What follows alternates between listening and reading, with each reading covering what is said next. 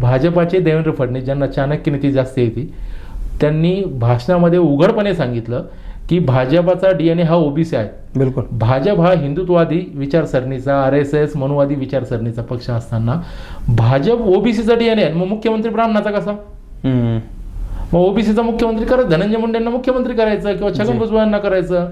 शिंदे समितीच्या माध्यमातून मराठवाड्यातल्या नोंदी सापडल्या गेल्यात, पण एकच महिन्यामध्ये जरांगे पाटलांच्या डोक्यात काय आलं काय माहित नाहीत. कारण की जवळपास शिंदे समितीने एकाच महिन्यामध्ये अहवाल दिला ऑक्टोबरला, 17 ऑक्टोबरला.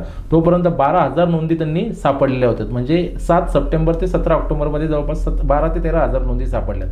2.5 लाख पानांची त्यांनी कागदपत्रांची चाळणी केली होती, त्या ठिकाणी तपासणी केली होती. मग हे सगळं चांगलं चालू असताना त्यांनी पूर्ण म्हणजे शिंदे साहेब स्वतः आले होते मुख्यमंत्री आणि ते मराठवाड्याचा विषय मार्गी लावत होते. अशा परिस्थितीत त्यांनी पूर्ण महाराष्ट्रामध्ये सरसकट आरक्षण देण्यात यावं अशी मागणी केली. फक्त तुम्ही तिकडून बोलायचं, मी इकडून बोलायचं आणि समाज संभ्रमित करायचा, असा जो खेळ चालू झाला. जरांगे पाटलांचं आंदोलन पहिले 7-8 महिने एकदम शांततेत वन साईड आंदोलन चाललं होतं. पण हाकेंना वडीगोदरीच्या नाक्यावर आणून बसवलं त्या पुलापाशी. आणि हाकेंचा मराठवाड्यामध्ये काय संबंध आहे? सगळं अशा वेळेस एक आमची बहीण महिला पत्रकार त्या ठिकाणी तिने एक आरोप करते.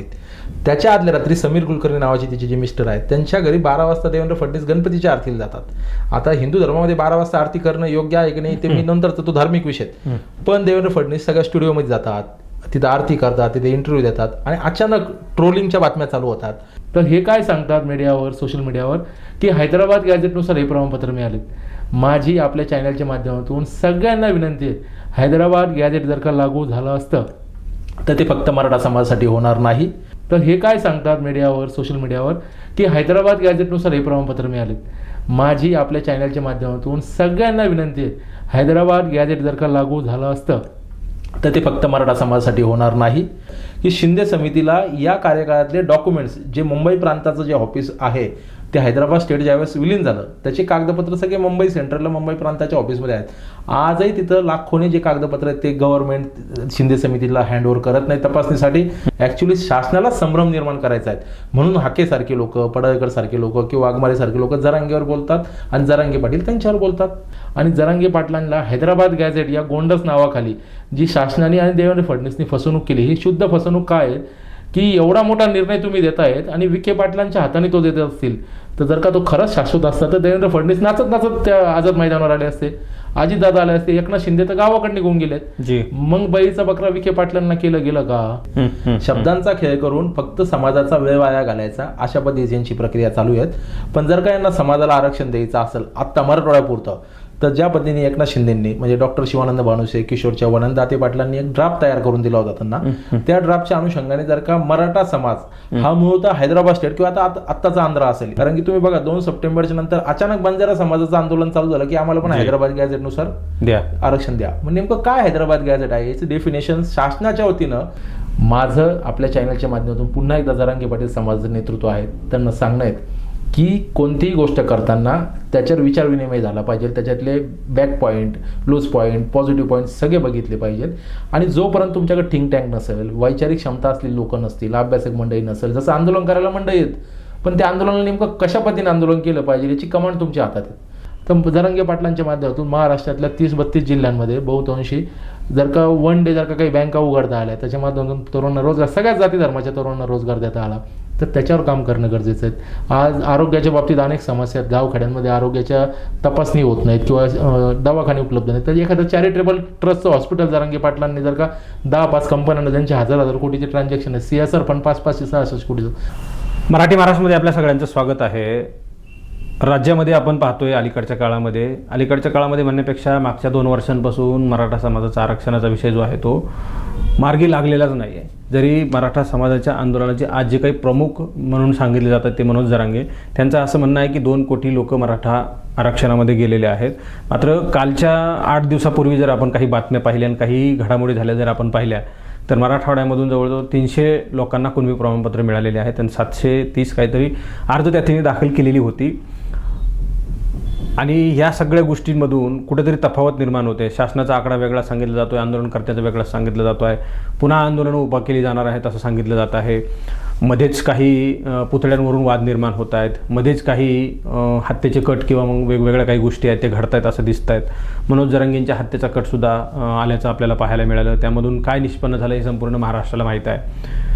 आणि एकूणच सगळी परिस्थितीवर बोलण्यासाठी आपल्यासोबत हे परखड आणि आरक्षणाचा लढा कायदेशीर पद्धतीने लढणं, चळवळीच्या माध्यमातून लढणारे योगेश शेळके आपल्यासोबत आहेत. स्टुडिओमधून त्यांच्या मनसोक्त गप्पा असणार आहेत. त्यांचं म्हणणं काय आहे, ते कोणाचा विरोध करतायत का, कोणासोबत जात आहेत का, कोणाचं समर्थन आहे का, विरोध काय असणार आहे, कोणाच्या बाबतीमधून त्यांना काय बोलायचे, त्यांच्या मनसोक्त पद्धतीने ते बोलणार आहे. तुमचं मराठी महाराष्ट्रामध्ये खूप खूप स्वागत आहे.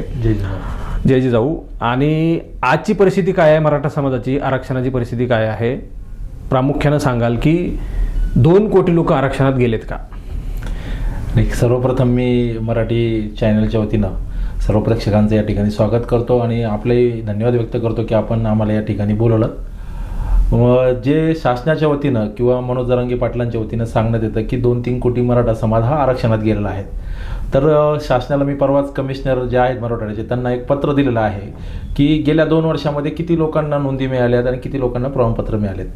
आणि महाराष्ट्र राज्य शासनाला पण आपण पत्र दिलेलं आहे. तर 2 कोटी हा जो फुगवटा आकडा आहे हा फार फुगवलेला आकडा आहे. हा शासनाच्याच कोणतरी मंत्र्याने येऊन जरांगे पाटलांना सांगितलात. पण खरी जर का परिस्थिती बघितली तर पूर्ण महाराष्ट्रामध्ये आत्तापर्यंत म्हणजे जेव्हापासून आरक्षण लागू झालं तेव्हापासून 40 लाखाच्या वरती नोंदी सापडल्या नाहीत. आणि ते प्रमाणपत्राचा जो आकडा आहे तो 1 कोटीच्या वरती नाही आहेत. हा जो काही आकडा सांगितला जातो, जर का मराठा कुणबी समाजाची एकूण संख्या जर का बघितली तर महाराष्ट्रात 4.5-5 कोटीपर्यंत तो समाज आहे. आणि त्याच्यातला जर का तो 2 कोटी जर का गेला असता तर मग उर्वरित कुठे आहे हा प्रश्न राहिला असतात. आजही मराठवाड्यामध्ये 98% मराठा समाजाला आरक्षण नाहीत. उत्तर महाराष्ट्र, विदर्भ, पश्चिम महाराष्ट्र, कोकण याच्यातला जवळपास 30% समाज आजही आरक्षणापासून वंचित आहे. त्याच्यामुळे हे जे काही आकडे सांगितले जातात हे खरे नाही आहेत. पण कुठेतरी समाजाला या सगळ्या गोष्टीपासून सत्यता माहिती होणं गरजेचं आहे की नाही? आम्ही जर सांगत असू लाखोंच्या संख्येनं, करोडोच्या संख्येनं आम्ही शासन दरबारी आमच्या आरक्षणाची मागणी मांडण्यासाठी जातो, मुंबई दिल्लीपर्यंत जातो आणि 2-2 वेळा JR निघतात, मात्र त्याचा काहीच फायदा होत नाही. एकीकडे सांगितलं जातं हा JR फसवा आहे, चुकीचा आहे, मात्र दुसरीकडे ज्यांच्या हातामध्ये JR दिला जातो ते असं म्हणतात की हा JR समाजाचं कल्याण करणारा आहे, मात्र त्याचं कल्याण होत असताना दिसत नाही. कुठेतरी त्यांच्या ह्या मागणीमुळं किंवा मग सरकारनं दिलेली जी काही आश्वासनं आहेत हे समाजाला कुठेतरी कन्फ्यूज करतायत का, समाजाची दिशाभूल करतायत का? ह्या सगळ्या गोष्टीबद्दल काही सांगायचं आहे? नाही, खरं तर वाशीच्या वेशीवरून ज्यावेळेस जरांगे पाटील सगळे सोयऱ्यांचा अध्यादेश घेऊन आले त्या सेम डेला सगळ्या मराठा आरक्षणाच्या अभ्यासकांनी असेल किंवा कायदेशीर प्रक्रियेमध्ये काम करणारे लोक असतील किंवा आमच्यासारखे रस्त्यावरचे आंदोलक असतील, आम्ही त्या ठिकाणी ही मागणीच चुकीची आहे सगळे सोयऱ्यांची. कारण मुळात जो जरांगे पाटलांच्या माध्यमातून लढा उभा राहिला 2 वर्षापूर्वी तो मराठा समाजाला सरसकट OBC मध्ये समाविष्ट करा असा होता. नंतर कालांतराने किशोर चव्हाण असतील छावाचे किंवा शिवानंद भानुसे असतील किंवा राजेंद्र दाटे पाटील असतील या सगळ्या अभ्यासक मंडळींनी की पहिले मराठवाड्याचं आरक्षण आपण घेऊयात, ज्याला आता हैदराबाद गॅझेट सारखं गोंडस नाव दिलंय. तर त्या नावाखाली ते पहिले मराठवाड्याचा प्रश्न मिटवण्याच्या अनुषंगाने ते आंदोलन पुढे सरकलं आणि म्हणून शिंदे समिती आली. शिंदे समितीच्या माध्यमातून मराठवाड्यातल्या नोंदी सापडल्या गेल्यात. पण 1च महिन्यामध्ये जरांगे पाटलांच्या डोक्यात काय आलं काय माहित नाहीत. कारण की जवळपास शिंदे समितीने 1च महिन्यामध्ये अहवाल दिला ऑक्टोबरला, 17 ऑक्टोबरला. तोपर्यंत 12,000 नोंदी त्यांनी सापडलेल्या होत्या. म्हणजे 7 सप्टेंबर ते 17 ऑक्टोबरमध्ये जवळपास 12,000 ते 13,000 नोंदी सापडल्यात. 2.5 लाख पानांची त्यांनी कागदपत्रांची चाळणी केली होती, त्या ठिकाणी तपासणी केली होती. हे सगळं चांगलं चालू असताना त्यांनी पूर्ण म्हणजे शिंदे साहेब स्वतः आले होते मुख्यमंत्री आणि ते मराठवाड्याचा विषय मार्गी लावत होते. अशा परिस्थितीत त्यांनी पूर्ण महाराष्ट्रामध्ये सरसकट आरक्षण देण्यात यावं अशी मागणी केली आणि तिथून खरे या आंदोलनाला दिशाभूल संभ्रमित आंदोलन झालंय असं माझं वैयक्तिक मत आहे. पण वाशीच्या वेशीवर जो सगळे सोयऱ्यांचा अध्यादेश हातात घेतला आणि त्या ठिकाणी गुलाल उधळला, सगळा समाज बांधव खुश झाला आणि 1च महिना म्हणजे 26 जानेवारीला तो अध्यादेश येतो आणि 20 फेब्रुवारीला मराठा आरक्षणाचं नवीन विधेयक आणावं लागतं. मग असं काय झालं त्या 25-30 दिवसामध्ये की एकनाथ शिंदेने तर छत्रपती शिवरायांची शपथ घातली, जरांगे पाटलाने सांगितलं जिंकलो रे आपण, गुलाल घेतला.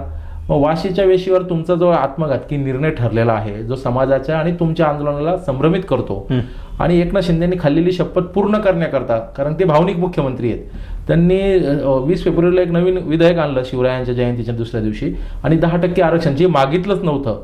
खरं पाहिलं गेलं तर EWS नावाचं जे आरक्षण चालू होतं ते शाश्वत आरक्षण होतं. पण SCBC नावाचा एक नवीन प्रकार पुन्हा मराठा समाजाला दिशाभूल करण्याकरता आणला गेला. आज काही अभ्यासकांचं म्हणणं आहे ठीक आहे आपण ते आरक्षण टिकवण्याकरता प्रयत्न करूयात, ज्यांच्या कुणबी नोंदी सापडतील ते OBC मध्ये जातील. पण माझं म्हणणे 2-2 वाटानं जाऊस तर, म्हणजे 2-2 मार्गाने जाऊस तर जो शाश्वत मार्ग जो आहे तो समाजाचा ओबीसी समावेश करणं, त्या अनुषंगाने आपण प्रयत्न केले पाहिजे. एससीबीसी असेल किंवा ईएसबीसी असेल हे प्रयोग फसलेले आहेत. याच्या अगोदर नारायण राणे समिती असेल, मुख्यमंत्री देवेंद्र फडणवीस असतील किंवा आताच आरक्षण कोर्टात चॅलेंज आहे. जोपर्यंत तुम्ही सत्तेत आहात, जोपर्यंत तुम्ही राजा आहात किंवा वजीर आहात, तोपर्यंत ते टिकवतील. ज्या दिवशी सत्तेचे बाहेर गेले त्यावेळेस यांचेच पिल्लावं, मग सदावर्ती असतील किंवा जोशी असेल हे सगळेजण कोर्टात जातील आणि ते आरक्षण नेस्तनाबूत करतील. आताही 2 सप्टेंबरचा जो काही निर्णय आपण घेऊन आलो आणि पुन्हा एकदा जिंकलो रे, आपल्या हातात एवढंही नव्हतं आणि ज्या काही तथाकथित अभ्यासक जे आहेत त्यांचं योगदान आहे समाजासाठी, पण त्यांनी जो निर्णय तिथे घेतला की आपण जिंकलोय, जरांगे पाटलांना त्यांनी सांगितलं आणि ते 150 वकील जे होते त्यांनी सांगितलं की याच्यात भरपूर काही आहेत. 1 जून 2004 हा मराठा समाजाच्या ज्यांच्या कोणाच्या नोंदी सापडतात, कुणबी मराठा किंवा मराठा कुणबी, 1 जून 2004चा मूळ गाभा आरक्षणाचा तो शासन निर्णय आहे जो खत्री कमिशनच्या माध्यमातून आलेला आहे. त्या गाभ्यावर शिंदे समितीच्या ज्या काही नोंदी सापडल्यात त्याच्या अनुषंगाने ते आरक्षण मिळत आहेत. आणि जरांगे पाटलांना हैदराबाद गॅझेट या गोंडस नावाखाली जी शासनाने आणि देवेंद्र फडणवीसनी फसवणूक केली, ही शुद्ध फसवणूक काय आहे की एवढा मोठा निर्णय तुम्ही देतायत आणि विखे पाटलांच्या हाताने तो देत असतील तर जर का तो खरंच शाश्वत असता तर देवेंद्र फडणवीस नाचत नाचत त्या आझाद मैदानावर आले असते, अजितदादा आले असते, एकनाथ शिंदे तर गावाकडे निघून गेलेत. मग बळीचा बकरा विखे पाटलांना केलं गेलं का, हा एक प्रश्न निर्माण होतो. पण आज समाजाला 6 महिन्याच्या वरती आपण म्हणजे 80 दिवसाच्या वरती, जवळपास 180 दिवसाच्या वरती आपण गेलो आहेत आणि समाजाला 310 प्रमाणपत्र मिळतात. मग हे कसे मिळालेत तर हे काय सांगतात मीडियावर, सोशल मीडियावर की हैदराबाद गॅझेटनुसार हे प्रमाणपत्र मिळालेत. माझी आपल्या चॅनलच्या माध्यमातून सगळ्यांना विनंती आहे, हैदराबाद गॅझेट जर का लागू झालं असतं तर ते फक्त मराठा समाजासाठी होणार नाही. हा नंबर 1 मुद्दा. नंबर 2 मुद्दा, हैदराबाद गॅझेट म्हणजे काय. त्या हैदराबाद गॅझेटमध्ये अनेक ठिकाणी अशा नोंदी आढळतात, त्या सांख्यिकी आकडे आहेत, पण त्या ठिकाणी शब्दांशः मराठा वाज कुणबी, कुणबी वाज मराठा किंवा कुणबीच्या समोर एखादी दुसरी जात लिहिलेली आहेत. मग जर का हैदराबाद गॅझेटमधली नोंद विचारात घ्यायची असेल, जसं जरांगे पाटील 2 सप्टेंबरला विखे पाटलांना प्रश्न विचारतायत की बाबा या शासन निर्णयाचा असा अर्थ होतोय का की 20-25 वर्षापूर्वी किंवा हैदराबाद स्टेटमध्ये ज्यावेळेस मराठवाडा होता, छत्रपती संभाजीनगर जिल्ह्यामध्ये त्या काळात जर का 4 लाख मराठी असतील, त्यात कलिंग कुणबी, तर आज ते 20 लाख झाले असतील. मग या सर्वांना तुम्ही आरक्षण देणार का. तर विखे पाटील तिथं स्पष्ट म्हणतात की ह्या GRच्या नुसार ज्याच्या नोंदी किंवा ज्याची वंशवाद जुळत त्याला शपथपत्र देऊन आम्ही ते देऊ. मग याचा अर्थ काय, ज्याच्या नोंदी सापडत नाहीत. अजून एक महत्वाचा मुद्दा असा आहे की नोंदी का सापडत नाही. आता शिंदे समिती तर वर्कआउटमध्ये होती, त्याच्या नोंदी सापडत नाहीत. काम थांबलंय का तर नक्कीच काम थांबलंय. पण 1956 ते 1967 हा 11 वर्षाचा स्पेसिफिक कार्यकाळ मी जरांगे पाटलांनाही सांगितलं आणि विखे पाटलांनाही पत्र दिलं की शिंदे समितीला या कार्यकाळातले डॉक्युमेंट्स जे मुंबई प्रांताचं जे ऑफिस आहे ते हैदराबाद स्टेट ज्यावेळेस विलीन झालं त्याचे कागदपत्र सगळे मुंबई सेंट्रलला मुंबई प्रांताच्या ऑफिसमध्ये आहेत. आजही तिथं लाखोने जे कागदपत्र आहेत ते गव्हर्नमेंट शिंदे समितीला हँडओव्हर करत नाही तपासणीसाठी. मग असे कोणते कागदपत्र आहेत तर जुन्या काळामध्ये छावण्या असायच्यात निजामाच्या, त्या छावण्यांवरच आपल्या स्वातंत्र्य सैनिकांनी त्या काळात हमले केलेत आणि त्या जाळपोळ व्हायची त्यावेळेस, म्हणजे बॉम्बच फोडले जायचे. त्याच्यात बरेचसे डॉक्युमेंट जळालेत.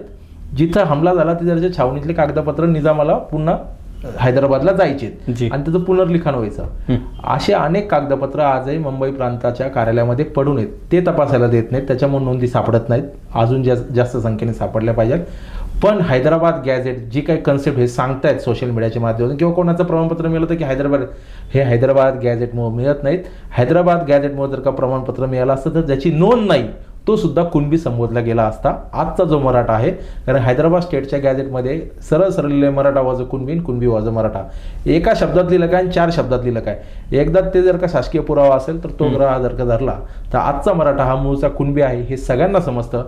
पण राजकीय इच्छाशक्ती नसल्यामुळं ते सरसकट पद्धतीने मराठवाड्याला आजही आरक्षण देण्याच्या तयारीत नाहीत. जी हिंमत एकनाथ शिंदेंनी केली होती, जरांगे पाटलांनी ती संधी हुकवली असं किशोर चव्हाण सुद्धा सांगतात. तसा व्हिडिओ सुद्धा जरांगे पाटलांचा संबंधित सोशल मीडियावर उपलब्ध आहे. मग आता हे सातारा हैदराबाद गॅझेटचा नेमकं कशा प्रकारे लागू करावं लागेल, ते म्हणजे काय करावं लागेल त्याच्यामध्ये. तुम्ही जर सांगितलं की त्याच्यामध्ये मराठा वाजो कुणबी, कुणबी वाजो मराठा असं लिहिलेलं आहे, तो जर लागू करायचा झाला सगळ्यांना मिळून जाईल, पण तो लागूच झालेला नाही, मग कसं करावं लागेल नेमकं. नाही, आता तर स्पष्ट जो 2 सप्टेंबरचा GR निघला आहे तो काय हैदराबाद गॅझेट लागू झालेला नाही. मग काय GR काय तो GR असा आहे की मराठा समाजाच्या व्यक्तींना हैदराबाद गॅझेटमधील नोंद विचारात घेऊन मराठा समाजाला कुणबी मराठा आणि कुणबी या जातीचं प्रमाणपत्र विश्लेषण दिले कार्यपद्धतीचं, कसं काढायचं प्रमाणपत्र, त्याची एक कार्यपद्धती त्याच्यात, म्हणून ती एसओपी.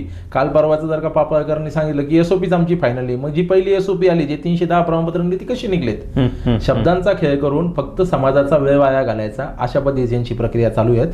पण जर का यांना समाजाला आरक्षण द्यायचं असेल आत्ता मराठवाड्यापुरतं, तर ज्या पद्धतीने एकनाथ शिंदेंनी म्हणजे डॉक्टर शिवानंद भानुसे, किशोर चव्हाण आणि दाते पाटलांनी एक ड्राफ्ट तयार करून दिला होता त्यांना, त्या ड्राफ्टच्या अनुषंगाने जर का मराठा समाज हा मूळतः हैदराबाद स्टेट किंवा आता आत्ताचा आंध्र असेल, इथं मराठा समाज हा कुणबीमध्ये संबोधला जातो, कुणबीच्या यादीत तिकडे आहेत, त्यांना ओबीसी आरक्षण मिळतं. आज 83 नंबरवर जी 1967 यादी तयार झाली जातनिहाय, त्या 83ची तत्सम जात किंवा उपजात म्हणून मराठा याचा जर का समावेश केला, कारण सुप्रीम कोर्टाचे सरळ निर्देश आलेले आहेत मागच्या 5 मे 2021 की मराठा आणि कुणबी ह्या 2 वेगळ्या जाती आहेत. हे सुप्रीम कोर्टाने, मग जर का मराठा आणि कुणबी वेगळ्या असतील, पण आजचा मराठा हा मूळचा कुणबी जर का असेल, अनेक पुरावे त्याला सापडलेत. मग आता ते कुळ कायदा लावतायत किंवा वंशवळ लावतायत, तर एका आडनावाची समज जर का लोक मराठवाड्यात असतील तर ते मूळचे मराठा आहेत आणि ते मूळचे कुणबी आहेत, हे सरळ सगळ्यांना समजतं. पण शासनाची टेक्निकल तांत्रिक ज्या बाबी असतात, भावना आणि तांत्रिक आणि कायदा याच्यात फार दुमत म्हणजे फार फरक असतो. भावनेला किंमत नसते, कायद्याला किंमत असते. त्याच्यामुळे कायदा काय सांगतो की या 2 सेपरेट जाती आहेत. आणि जर का मराठवाड्यातल्या मराठ्यांना आज जर का ओबीसी आरक्षण सरसकट द्यायचं असेल तर हैदराबाद गॅजेटची डेफिनेशन सरकारच्या वतीने सरकारने क्लिअर केली पाहिजे. अभ्यासकांची वेगवेगळी मत आहेत, माझं वेगळं मत असेल, तुमचं वेगळं असेल, जरांगे पाटलांचं वेगळं असेल, कारण की वेगवेगळ्या बुद्धीने वेगळे लोक काम करतात. पण शासनाने त्याची डेफिनेशन एकदा क्लिअर करावी. कारण की तुम्ही बघा 2 सप्टेंबरच्या नंतर अचानक बंजारा समाजाचं आंदोलन चालू झालं की आम्हाला पण हैदराबाद गॅजेटनुसार आरक्षण द्या. मग नेमकं काय हैदराबाद गॅजेट आहे याचं डेफिनेशन शासनाच्या वतीनं त्याची संज्ञा क्लिअर करणं गरजेचं आहे. मी अजून एक मुद्दा याच्यात ऍड करतो की नातेवाईक या शब्दाचं आपण ग्रामीण संस्कृतीत ज्यावेळेस वावरतो, नातेवाईक म्हणजे काय की जे आपले नात्यागोत्यातून सोयरिकीतून लोक जे तयार होतात त्यांना आपण नातेवाईक म्हणतो. शासनाची नातेवाईकाची डेफिनेशन काय आहे की वडिलांच्या रक्तभावातून तयार झालेलं पुढची पिढी, वंशवाळ, त्याला त्यांनी नातेवाईक म्हटलेत. त्यासाठी 2001चा जो कायदा आहे जात पडताळणीचा, तो जर का वाचला त्याच्यात त्यांनी नातेवाईकची डेफिनेशन क्लिअर दिलेत. पण सांगताना काय होतं किंवा ढोबळ संकल्पना काय की नातेवाईक म्हणजे काय की ज्यांच्यासोबत आपण लग्न करतो ते सगळे सोयरे. म्हणजे माझी मिसेसचा आडनाव जर का वेगळं असेल आणि तिच्याकडे कुणबी दाखला असेल वडिलांचा, तर मग ते सगळे सोयरे झालेत ना, ते जे वाशीच्या वेशीवर आपण घेऊन आलो होतो.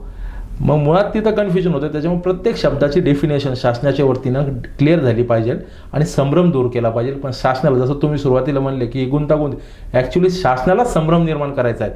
म्हणून हाकेसारखे लोक, पडळकर सारखे लोक किंवा वाघमारे सारखे लोक जरांगेवर बोलतात आणि जरांगे पाटील त्यांच्यावर बोलतात. म्हणजे हे फुलटॉस टाका आणि सिक्सर मारा, मी फुलटॉस टाकतो तुम्ही सिक्सर मारा, हे जे काही प्रकार चालू आहे याच्यात ग्रामीण संस्कृतीमध्ये किंवा गावगाड्यामध्ये अत्यंत वातावरण दूषित झालं आहे.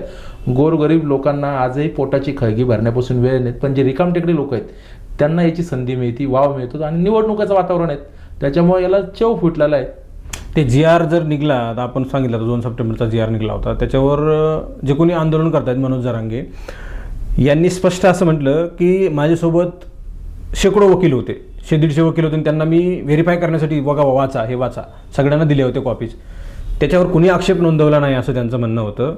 मात्र जर आक्षेप नोंदवला नाही तर ते त्यांच्या ज्ञानामध्ये कमतरता आहे का, ते कुठले वकील होते का, त्यांना GR काय असतो किंवा नोटिफिकेशन काय असतं किंवा मग डेफिनेशन काय असतं किंवा मग एखादं गॅजेटचं काय अर्थ असतो, काय त्याचं हे सगळं असतं हे माहीत नव्हतं का. त्यांच्यासोबत असणारे जे काही तज्ज्ञाची टीम होती, वकील असतील, माजी न्यायाधीश असतील किंवा मग हे सगळे लोक असतील, जर त्यावेळी त्या GRची व्हेरिफिकेशन किंवा व्हेरीफाय केलेला होता तर नंतर तो चुकीचा कसा ठरला. यामध्ये 2 गोष्टी असू शकतात. एक तर ते व्हेरीफाय करणारे लोक अज्ञानी असतील किंवा मग GR चुकीचा, या दोघींपैकी काय नेमकं झालंय तिथं. नाही बघा, ज्याच्या बुद्धीचं कौशल्य असतं, जसं जरांगे पाटलांकडे संघटन कौशल्य आहे किंवा आंदोलन कसं करायचं त्याचं कौशल्य आहे, तसं ती वकील मंडळी कायदेशीर बाबीमधले तज्ज्ञ होते. पण आज ती वकील मंडळी कुठे आहेत, ती आज कोणत्या पॅनलवर आहेत, ते काय करतायत. जर का 6 महिन्यानंतर आपण बघितलं तर ते कुठे ना कुठे त्या लोकांना ऍडजस्ट केलेत. म्हणजे याचा अर्थ मी त्यांच्यावर शंका घेत नाहीत, पण शंकेला वाव आहे. जर का मनोज जरांगे पाटील त्यांच्याकडे 2-3 तास ते 5-50-100 काय वकील होते स्टेजच्या बॅक साईडला, ते अभ्यास करत होते आणि शब्दांचा किस पाडला, जसं वाशीत त्यांनी शब्दांचा किस पाडला तसं इथंही पाडला. पण जी खरी अभ्यासक मंडळी होती, डॉक्टर शिवानंद भानुसे असतील किंवा श्रीवंत कोकाटे सर असतील किंवा तो योगेश केदार असेल, ही सगळी लोक त्या ठिकाणी सांगत होते. किंवा मग इकडून जी आता सांगत होती चंद्रकांत भराड सर असतील किंवा राजेंद्र निकम असेल किंवा किशोर चव्हाणांनी सांगितलं की जर का आपल्याला याच्यात सुधारणा करण्याची संधी असेल तर मग आपण आता उपोषण स्थगित करा. पण 2 सप्टेंबरचा निघालेला GR फक्त हैदराबाद गॅझेट हा शब्द आल्यामुळं सगळ्यांच्या अपेक्षा जागृत झाला. आणि जरांगे पाटील तिथं काय म्हणतात की अभ्यासक काही नसतात, मी सगळ्यात मोठा अभ्यासक आहेत. पहिले तुम्ही त्या कायदेशीर मंडळीकडे दिले ते पण अभ्यासकच आहेत ना. शेवटी त्यांना कायद्याच्या कसोटीवर ते दररोज कोर्टात चॅलेंज करतात, दररोज डिबेट करतात, आर्ग्युमेंट करतात. पण मराठा आरक्षण, त्याचा कायदा, त्याची कन्सेप्ट, या गोष्टी निराळ्या आणि रोजच्या केसेस निराळ्या. आता ॲडव्होकेट राजेश टेकाळे नावाचे व्यक्ती आहेत जे मुंबई हायकोर्टामध्ये सुद्धा काम करतात आणि मराठा आरक्षणासाठी त्यांचं बऱ्यापैकी योगदान आहे. मी त्यांच्याशी 2 सप्टेंबरच्या नंतर बोललो आणि 5 सप्टेंबरला माझं त्यांचं बोलणं झालं. मी त्यांना म्हटलं की हे जे आले SOP किंवा हे जे काही GR आले याच्यात कन्सेप्ट क्लिअर होत नाही, म्हटलं संभ्रमित आहे. तर ते सुद्धा ते संभ्रमित झाले ज्यावेळेस मी त्यांच्याशी अर्धा पाऊण तास बोललो. तर त्यांनाही लक्षात आलं की काही प्रश्न, कारण समाजाला प्रश्न विचारण्याची सवयच नाहीत. गुलाल घ्या म्हटलं की गुलाल घेतो आम्ही, आमचा प्रॉब्लेम तो आहे, आम्ही मेंढऱ्यापेक्षाही बेकार झालेले आहेत. जी मेंढरी जशी एक पुढे चालली तसं बाकीची मेंढर चालतात, तसं आमची गत झालेली आहे, सगळ्या समाजातली लोकांची गत झाली आहे. त्याच्यामुळे नेतृत्व काय सांगतंय, नेतृत्वाने 4-5 अभ्यासकांना विचारलं, अभ्यासकांना सोयीचं बोलता पण येईना तिथं, ते इतके भांबवून गेले होते, उत्साह त्यांच्यात जास्त झाला होता. पण काही लोकांनी, जसं योगेश केदारने हिंमत केली, भानुसी सरांनी 1.5 तास जरांगे पाटलांना समजून सांगितलं किंवा कोकाटे सरांनी सांगितलं. पण शेवटी काय असतं की एकीकडे भावनिक मुद्दा केला जातो की मग जरांगे पाटील किती दिवस उपोषण करतील. ठीक आहे ना, मग घेऊन जर का उठायचं असेल तर शाश्वत घेऊन उठलं पाहिलं होतं. आज 6 मागण्या आम्ही घेऊन उठलो, त्याच्यातली एकही मागणी पूर्ण नाही. म्हणून 2 सप्टेंबरचा GRच्या बाबतीत ठीक आहे, त्याच्यात सुधारणा करण्याचा वाव होता. तर मग विखे पाटलांकडे कोणी शिष्टमंडळ गेलं का, काही चर्चा झाली का? विखे पाटील अंतरावलीत आले, 2-2 तास चर्चा झाल्यात, पण काय चर्चा झाल्या, कसं ठरलंय, काय करायचंय पुढं, काहीच नाहीत. माझं आपल्या चॅनलच्या माध्यमातून पुन्हा एकदा जरांगे पाटील समाजाचं नेतृत्व आहे त्यांना सांगणं आहे की कोणतीही गोष्ट करताना त्याच्यावर विचार विनिमय झाला पाहिजे, त्याच्यातले back point, loose point, positive point सगळे बघितले पाहिजेत. आणि जोपर्यंत तुमच्याकडे थिंक टँक नसेल, वैचारिक क्षमता असलेली लोक नसतील, अभ्यासक मंडळी नसेल, जसं आंदोलन करायला मंडळी आहेत, पण त्या आंदोलनाला नेमकं कशा पद्धतीने आंदोलन केलं पाहिजे याची कमांड तुमच्या हातात आहे. तुम्ही एकटे उपोषण करतात, बाकीचे सगळेजण येऊन फक्त वारी जसं होती तशी वारी करत राहतात. किती दिवस तुम्ही तुमच्या शरीराची चाळणी करणार आहेत? जर का तुम्ही 2 वर्षापासून, आणि त्याच्या बिफोर पण जरांगे पाटील लोकांना माहिती नाहीत, मी 2011 पासून त्यांचा सहकारी मित्र आहे त्यांचा, तेव्हापासून ते सातत्याने आंदोलन करतात. पण 2023 ते 2026 उघडले आपण, जवळपास 3ऱ्या वर्षात आपण पदार्पण करतोय. मग समाजाला काय मिळालं तर शिंदे समितीच्या माध्यमातून नोंदी सापडल्यात. समाजाला काय मिळालं, ज्या नोंदी आयुष्यात कधी सापडल्या गेल्या नसतात कदाचित, त्या जरांगे पाटलांच्या त्या 1 सप्टेंबरचा लाठीचार्ज, त्याच्यानंतर समाज भावनिक, या सगळ्या गोष्टी घडत गेल्यात.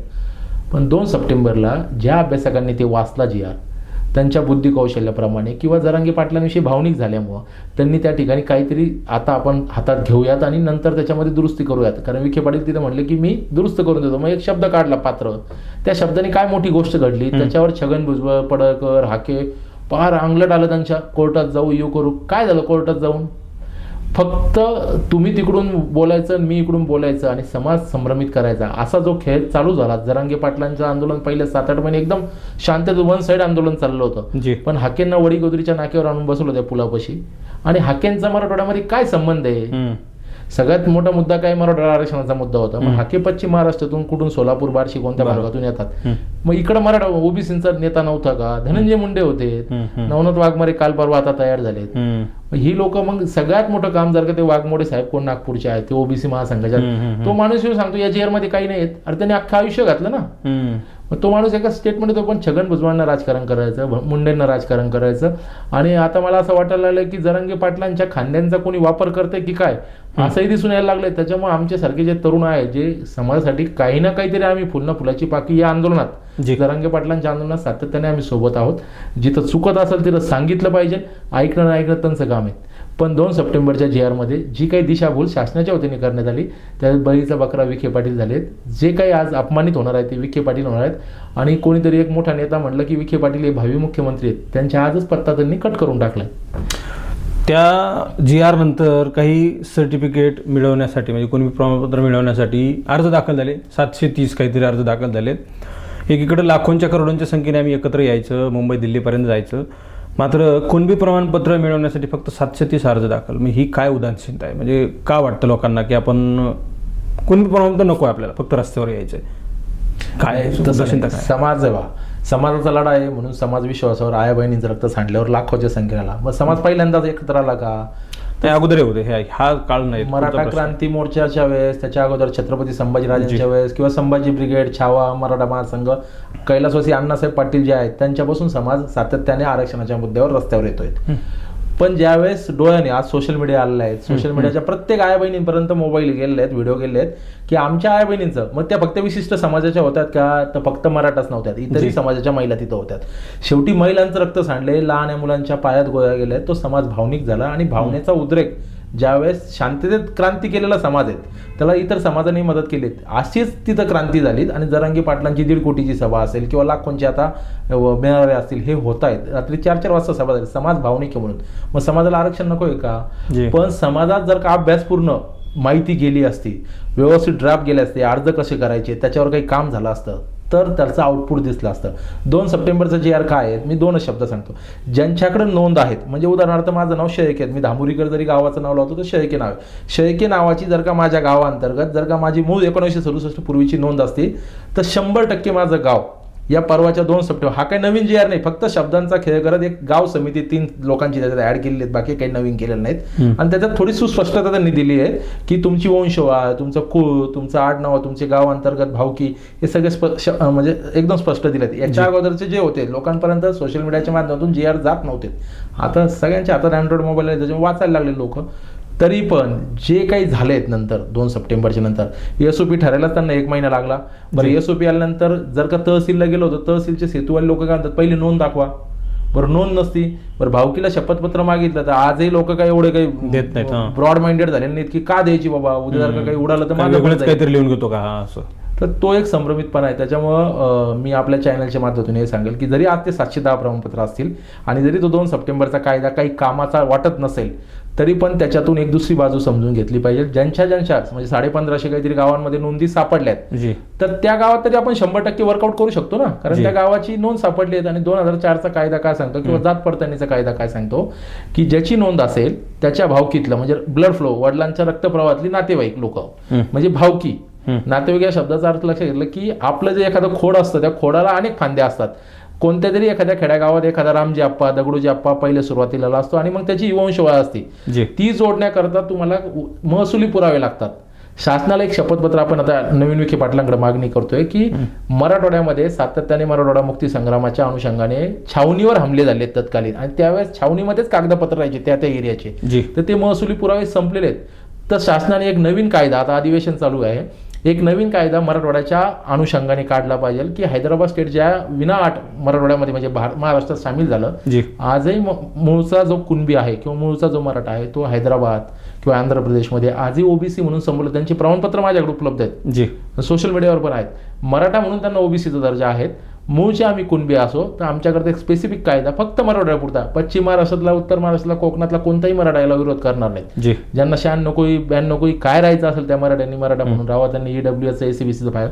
पण मराठवाड्यातला जो आरक्षणाचा सातत्याने गेला 40 वर्षाचा अनुशेष असेल, आरक्षणाचा असेल, नोकऱ्यांचा असेल, हा भरून निघण्याकरता 1-2% मदत होऊ शकते. तर तसा कायदा जर का शासनाने आता करून घेतला की मराठवाड्यातला मराठा हा मूळचा कुणबी आहे, हैदराबाद गॅझेट, मग तुम्हाला काय काय त्याला शब्द वापरायचे, गोंडस शब्द वापरा, पण तसा कायदा, तसा निर्णय आणि तशी घटनात्मक तरतूद करून जर का केलं तर मराठवाड्याचा आरक्षणाचा प्रश्न कायमस्वरूपी मार्गी लागेल. आणि मग बाकीचे जे काही समाजामध्ये वादविवाद सध्या आहे, 2029च्या पूर्वी भारताची पूर्ण नागरिकांची जनगणना होतीये, मग जे 50% आतलं आरक्षण आहे, 10%च्या वरचं चालत नाही, हा जो काय अभ्यासातला खेळ हा सर्वसामान्याला कळत नाहीत. 27% ओबीसीचं आरक्षण असेल, त्यातले 19% ज्याच्यामध्ये आता मराठा आणि बाकीचे तत्सम जाती चालल्या आहेत, बाकीचे जो अबकड केला आहे हा कोणासाठी आहेत. आता धनंजय मुंडे किंवा धनगर समाजाचे लोक विनाकारण ओबीसी आरक्षणावर बोलतात किंवा हाके बोलतात. हाकेंचा धनगर समाज, मी धनगर समाजावर आरक्षणावर काम केलेला कार्यकर्ता आहे, मी भाषणे केली धनगर समाजासाठी, मोर्चा समाज. धनगर समाजाचा आरक्षणाचा मुद्दा हाके किंवा पडळकर घेतायत का?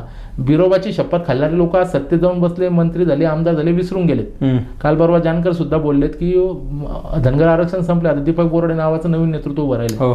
प्रश्न काय आहे की तुमच्या समाजाचं सोडून तुम्ही दुसऱ्या समाजाचं दाबायला चाललेत. तुम्हाला एसटीत जायचं त्याचं काय झालं? आणि जो 19% मध्ये मराठा समाजाणार आहे त्याच्यात धनगर आहेत का, हेही समजून घेतलं पाहिजे.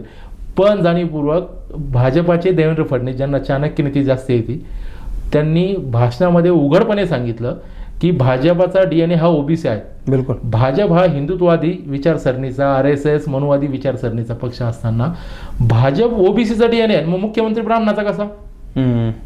मग ओबीसीचा मुख्यमंत्री करत धनंजय मुंडेंना मुख्यमंत्री करायचं किंवा छगन भुजबळ यांना करायचं किंवा बावनकुळे असतील यांना करायचं. ओबीसीचा पक्ष तर ओबीसीचा मुख्यमंत्री.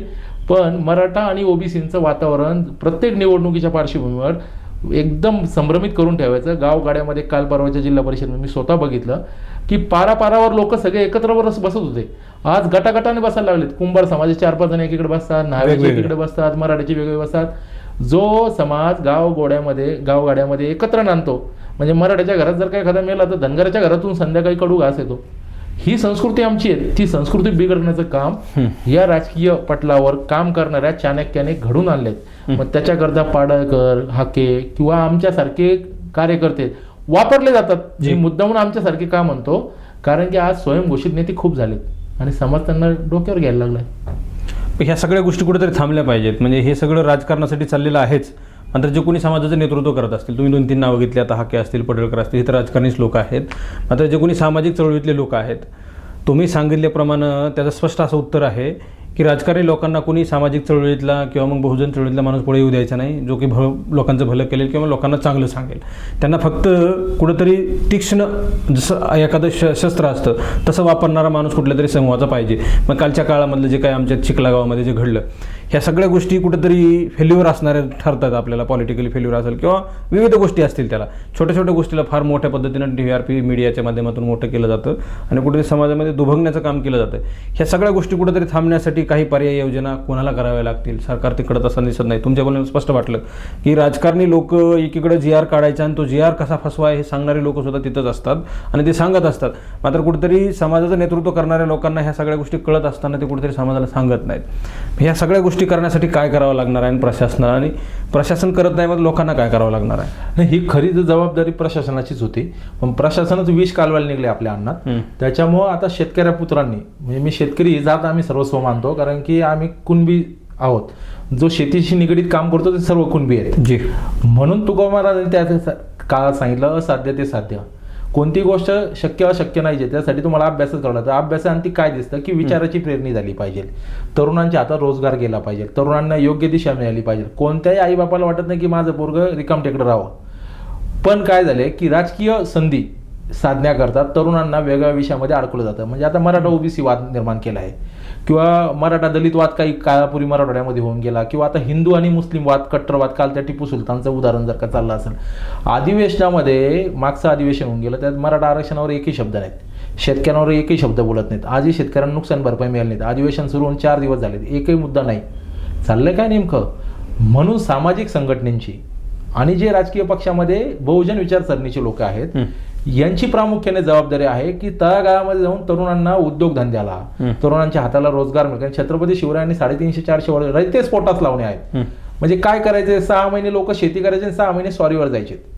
पण तुमचे पहिले कामधंदे करा, मग बाकीच्या गोष्टी, म्हणजे पहिले पोटोबा मग विठोबा, ही जी कन्सेप्ट आहे, पहिले पोटाची खळगी भरा मग बाकीची रिकामी कामं करा. तर आरक्षण कशासाठी? तर आरक्षण शिक्षणासाठी. शिक्षणातून काय नोकरी, तर नोकऱ्या किती लोकांना मिळणार? तर 100पैकी 1000पैकी 200 लोकांना नोकऱ्या मिळतील. बाकीच्यांचं काय? तर बाकीच्यांसाठी उद्योगधंद्यासाठी सामाजिक चळवळीतल्या लोकांनी, राजकीय चळवळीतल्या लोकांनी आता जबाबदारी घेतली पाहिजे की छत्रपती शिवरायांचा जो विचार आहे, जो गौतम बुद्धांपासून म्हणजे फार 4 वाक्यापासून तो विचार येतो, तर आजपर्यंतच्या लगे अण्णाभाऊ साठे असतील, डॉक्टर बाबासाहेब आंबेडकर असतील, किंवा राजश्री शाहू महाराज फुले वगैरे सगळेच महापुरुष असतील, ज्यांनी ज्यांनी तुमच्या आमच्याकरता भविष्यासाठी काम केलं, त्या सगळ्या महापुरुषांचा जो विचार आहे तो तरुणांच्या डोक्यात गेला पाहिजे. आणि ज्याचं पुस्तक असल्यावर मेंदू सशक्त होतं, आणि सशक्त झालेला मेंदू कोणाही समोर नतमस्तक होत नाहीत. पोरांना विचाराची प्रेरणी करून तरुणांच्या हातात रोजगार देऊन तरुणांना एक योग्य दिशा जर का द्यायची असेल तर ती सामाजिक नेतृत्वाची जबाबदारी. मग जरांगे पाटील असतील, आज जरांगे पाटलांच्या शब्दावर लाखो समाज एका शब्दावर येतो, किंवा कोटीच्या आता आकडा, म्हणजे 1 मराठा लाख मराठा म्हणत होता, कोटी मराठा म्हणतोय आपण. तर जरांगे पाटलांनी आता मध्यंतरी तो उद्योग व्यवसायाचा निर्णय घेतला. तर माझं सांगणं की आरक्षणाबरोबर आता जरांगे पाटलांना थोडी लिमिटेशन आहे, शरीराची क्षमता आहे, सगळ्याच गोष्टी आहेत, समाजाला शाश्वत काहीतरी द्यायचं. तर आरक्षणाच्या सोबत हे कायदेशीर प्रक्रिया चालत राहील, पण तरुणांना उद्योगधंद्याला लावण्याकरता, फक्त मराठाच नाहीत, संपूर्ण 18 पगड जातीच्या तरुणांना उद्योगधंद्याला लावण्याकरता कन्स्ट्रक्टिव्ह काय करता येईल याच्याकरता एक थिंक टँक, उद्योगधंद्यातले लोक, MIDCतले चांगले कंपनीवाले लोक, CSR फंडमधून जे काही आता नवीन निर्मिती ट्रेनिंग सेंटर होत आहेत त्याच्यावर काम करणारे लोक, या सगळ्यांचं कॉम्बिनेशन जरांगे पाटील असतील, हाकेंसारखे हुशार प्राध्यापक असतील, किंवा पडळकर सारखे आक्रमक, नितेश राणेंसारखे लोक असतील. आता हे ज्या पद्धतीने हिंदुत्वाद मांडतात तसं यांनी रोजगारवाद मांडला पाहिजे असं माझं वैयक्तिक म्हणणं आहे. कारण की आज मी 40च्या घरात आलो, मला माहिती आहे की जर का घरामध्ये पैसे नसतील तर घरात अन्न शिजत नाहीत. त्याच्यामुळे तरुणांच्या खिशात पैसे कसे, म्हणजे डोक्यात शिवाजी आणि खिशात गांधीजी हे समीकरण जोपर्यंत जुळत नाही तोपर्यंत तुम्हाला माणूस म्हणून जगण्याचा अधिकार प्राप्त होत नाहीत. म्हणून जरांगे पाटलांना असेल किंवा बाकीचे जे काही सामाजिक सेवक दीपक बोराडे असतील किंवा बाकीचे लोक असतील, यांना सगळ्यांनाच माझं सांगणं आहे की तरुण तुम्हाला विश्वासार्थ नेतृत्व मानतात. त्याच्यामुळे तुमची जबाबदारी वाढली आता की तुम्ही समाजाला काय दिशा दिली पाहिजे. आरक्षण तुम्ही मिळवून दिलं आहे, तुम्ही नोंदी मिळवून दिल्या आहेत, तुमचं धन्यवाद. त्याच्याबद्दल तुमचे आयुष्यभर पिढ्यानपिढ्या लोक उपकार विसरणार आहेत. पण त्याच्या पुढं काय आता, तर त्याच्या पुढे आपल्याला नेक्स्ट स्टेप घ्यावा लागेल. तरुणांच्यात रोजगार द्यावा लागेल. आज मी अण्णासाहेब पाटील महामंडळ बंद पाडण्याच्या प्रक्रियेत आहे. नरेंद्र पाटील स्वतः सांगतायत 13,500 कोटी रुपयाचं लोन मराठा बहुजन समाज म्हणजे मराठा समाजाच्या मुलांनी अण्णासाहेब पाटीलमधून उचलले आहेत. त्याच्याकरता 30,000 कोटीचे मॉर्गेज गव्हर्नमेंट म्हणजे बँकांनी घेतले. उद्या जर का आर्थिक मंदी आली, बिझनेस बंद पडले, ट्रॅक व्यवस्थित ठरला नाही, मुलं जर का डब गेले तर मुलं कुठं जातील, नैराश्यात जातील, त्या प्रॉपर्टी सेल आउट होतील. पण बँकांनी तिथे मॉर्गेज घेतलेत. याच्यावर काम करणं महत्त्वाचं आहे. मी मध्यंतरी जरांगे पाटलांना निवेदन देऊनच मी त्यांना नेहमी जे काय असतील माझ्या वैयक्तिक सूचना मी ते कळवत असतो. मी त्यांना सांगितलं की मराठवाडा लेवलवर आपण बँकिंग सिस्टीम तयार केली पाहिजे तरुणांवर. कारण आरबीआयचा रूल आहे की 5 लाखापर्यंत विदाऊट मॉर्गेज लोन दिलं जातं. तर तरुणांना गावखेड्यामध्ये 3 लाख 4 लाखामध्ये चांगल्या पद्धतीचा स्वयंरोजगार तयार होऊ शकतो. मग तो शेतीशी निगडीत असेल किंवा शेतीशी निगडीत बाकीचे व्यवसाय असतील हे करू शकतो. याच्यावर आपण काम करणं महत्त्वाचं आहे. आणि आज जरांगे पाटलासारखं नेतृत्व ज्यांच्याकडे एक विश्वासार्थ म्हणून बघितलं जात आहे, मतभेद असतात पण मनभेद नसतील, तर जरांगे पाटलांच्या माध्यमातून महाराष्ट्रातल्या 30-32 जिल्ह्यांमध्ये बहुतांशी जर का वन डे जर का काही बँका उघडता आल्या, त्याच्या माध्यमातून तरुणांना रोजगार, सगळ्याच जाती धर्माच्या तरुणांना रोजगार देता आला, तर त्याच्यावर काम करणं गरजेचं आहे. आज आरोग्याच्या बाबतीत अनेक समस्या आहेत. गावखेड्यांमध्ये आरोग्याच्या तपासणी होत नाहीत किंवा दवाखाने उपलब्ध नाहीत. तर एखादं चॅरिटेबल ट्रस्टचं हॉस्पिटल जरांगे पाटलांनी जर का 10-5 कंपन्यांना ज्यांचे हजार कोटीचे ट्रान्झॅक्शन आहे, CSR पण 500-600 कोटीचं, अशा कंपन्यांना सोबत घेऊन जर का मराठवाड्याच्या प्रत्येक जिल्ह्यांमध्ये 8 जिल्ह्यांमध्ये 8 हॉस्पिटल उघडले आणि तिथं गरजवंताचा लढा आहे ना तो आपला. मग आरक्षणच नाही तर आरोग्य पण दिलं पाहिजे. शिक्षणासाठी मी आता मागणी केली आहे. परवा पण मी एका चॅनलवर बोललो की प्राथमिक स्वरूपात जसा आरोप केला जातो सोशल मीडियावर देवेंद्र फडणवीसकडून की मराठा समाजाचं साम्राज्य आहे सहकारी संस्थांमध्ये, सहकारी कारखान्यांमध्ये किंवा शिक्षण सम्राट मराठा समाज आहेत.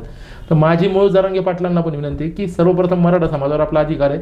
तर जेवढ्या मराठ्यांच्या शिक्षण संस्था असतील त्यांनी 10% गरजवंत लढाचे जे काही कार्यकर्ते आहेत, कार्यकर्ते म्हणजे काय, जे काही लाभधारक आहेत, ज्यांना खरंच गरज आहे, ज्यांचे वडील वारलेले, आई वारलेली आहेत किंवा निराधार कुटुंब आहेत किंवा अल्पभूधारक 5 एकरच्या आतला आहे, अशांना प्रायोरिटी नाही. त्या 10% आरक्षण खाजगी लेवलवर त्या शिक्षण संस्थेमध्ये त्यांच्या कोट्यातून त्यांनी समाजासाठी दिलं पाहिजे. आणि जरांगे पाटलाचा आज एवढ्या शब्दाला प्रमाण प्राप्त आहेत की दिल्लीतला मोदी सुद्धा त्यांचा शब्द ऐकू शकतो.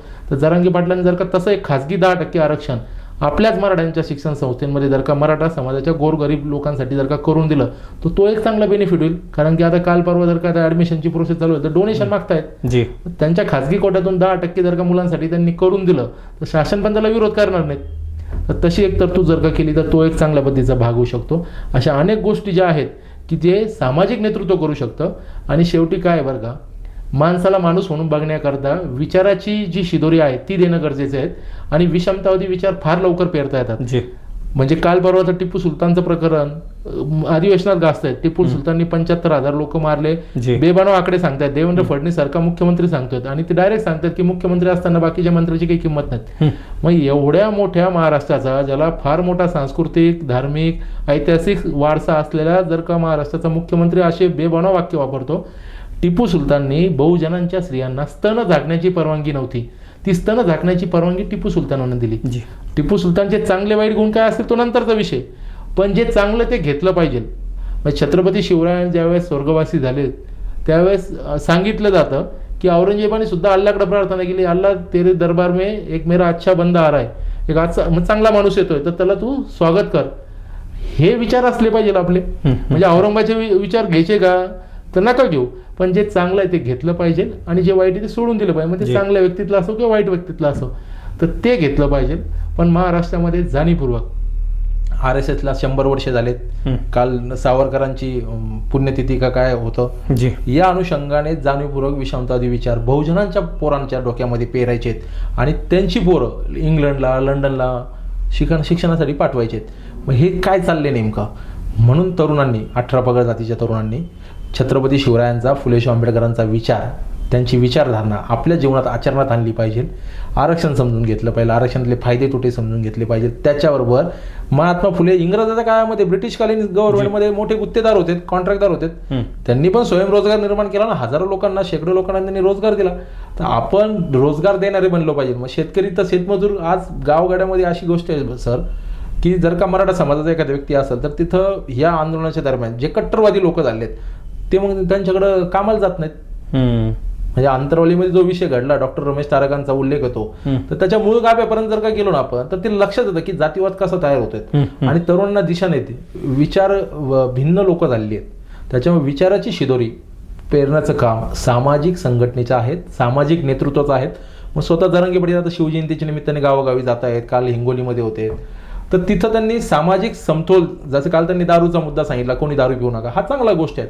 त्याचबरोबर त्यांनी हे सांगितलं की तरुणांनो फक्त आरक्षणावर डिपेंड न राहता आता स्वयंरोजगाराकडे चला, कामधंदे करा. शेती 2 एकर असेल तर त्याच्यात काय नवीन प्रगती करू शकतो, त्याच्या माध्यमातून काय डेव्हलप करू शकतो. हे बघा, अर्थाशिवाय अर्थ नाही आहेत. नाही तर अनेक सामाजिक कार्यकर्ते आपल्या आयुष्याचं बलिदान देऊन आज स्वर्गवासी झालेत. त्यांच्या घराची काय म्हणजे घराची काय परिस्थिती हे जर का बघितलं तर डोळ्यात पाणी येतं. माझा 2-3 महिन्यापूर्वी एक माझा मित्र 55,000 रुपये त्याचं ऑपरेशनला लागत होते. घरची परिस्थिती थोडीफार बरी असताना सुद्धा शुगर वाढली, सगळ्या गोष्टी झाल्या आणि तो त्या ठिकाणी मृत्यूला कवटाळला. ही परिस्थिती काय येते, कारण तरुणांच्या खिशामध्ये रोजगार नाही, पैसा नाही आणि शेवटी तुम्हाला जगायचं असेल तर पैसे लागतात. कुठेही कोणाला जायचं असेल तर ट्रॅव्हलिंग करायचं तर पैसे लागतात, काही गोष्ट खरेदीला पैसे लागतात. आज जरांगे पाटलांच्या माध्यमातून बऱ्याच वर्षानंतर एक सामाजिक नेतृत्व समाजाला मिळालं असं समाज सांगतोय. मग त्याच्यात जर का तथ्य असेल तर नेतृत्वाची जबाबदारी काय वाढते की समाजाला योग्य दिशा देण्याकरता ट्रॅक ठरवला पाहिजे आणि तो सर्वांगीण विकासाचा ट्रॅक ठरवला पाहिजे. आरक्षणच नाही तर आरक्षणाच्या सोबत बाकीच्या काय गोष्टी आहेत, जी लोक आता समाजामध्ये वेगवेगळ्या समाजामध्ये काम करतात त्या सगळ्या लोकांचा अभ्यास करून त्यांच्याशी समन्वय ठेवून सगळ्यांकडून जे बौद्धिक कौशल्य असेल ते घेऊन त्याच्यावर एक ड्राफ्ट तयार करून समाजासाठी भविष्याच्या 25-50 वर्षाचा प्लॅनिंग, ज्याला ब्लू प्रिंट म्हणतो किंवा समाजाची उज्ज्वल भविष्याची प्लॅनिंग म्हणतो, ती नियोजन केलं पाहिजे. आणि ते सध्या जरांगे पाटलाचं नेतृत्व तळागाळातल्या ऊसाच्या बांधावर, कपाशीच्या बांधावर काम करणाऱ्या शेतकऱ्याच्या पोरांनी त्यांचं नेतृत्व स्वीकारलं. याच्या अगोदर कोणी स्वीकारलं नव्हतं. मतभेद जरी असतील मांडण्यामध्ये पण ते जरांगे पाटलांचं नेतृत्व स्वीकारले. त्याच्यामुळे जरांगे पाटील जर का सांगतील की आरक्षण फसवंय, ते लोक एक्सेप्ट करतील.